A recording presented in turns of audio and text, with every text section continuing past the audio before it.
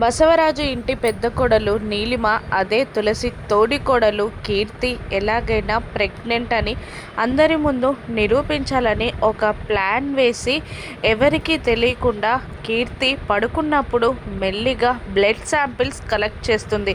ఒక ల్యాబ్ టెక్నీషియన్ని పిలిచి ఎవరికీ తెలియకుండా ఆ ల్యాబ్ టెక్నీషియన్కి కీర్తి బ్లడ్ శాంపిల్స్ ఇచ్చి తను ప్రెగ్నెంటో కాదో రిపోర్ట్స్ చెక్ చేయండి, నాకు తొందరగా రిపోర్ట్స్ అందాలి అనగానే అలాగే మేడం అంటూ ఆ బ్లడ్ శాంపిల్స్ తీసుకెళ్ళి నెక్స్ట్ డే ల్యాబ్ టెక్నీషియన్ రిపోర్ట్స్ని నీలిమకి అందిస్తాడు.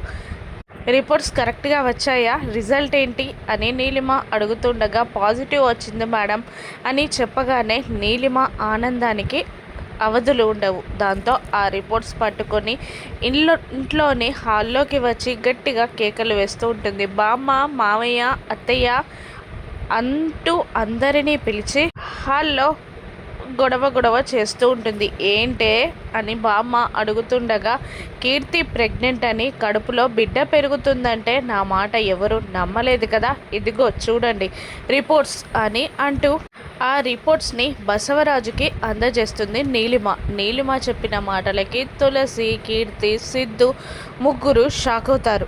రిపోర్ట్స్ చదివిన బసవరాజు కూడా షాక్లో రిపోర్ట్స్ని చూస్తూ నిలబడిపోతాడు. అలా షాకింగ్గా బసవరాజు రిపోర్ట్స్ చూస్తూ ఉండగా సిద్ధు, తులసి, కీర్తి ముగ్గురు టెన్షన్ పడుతూ ఉంటారు.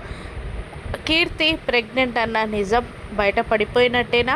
బసవరాజు ఇప్పుడు ఏం చేస్తాడు? సిద్ధు, తులసిని, కీర్తిని ఎలా కాపాడుతారు? రాను ఎపిసోడ్స్లో చూద్దాం. Thank you for watching.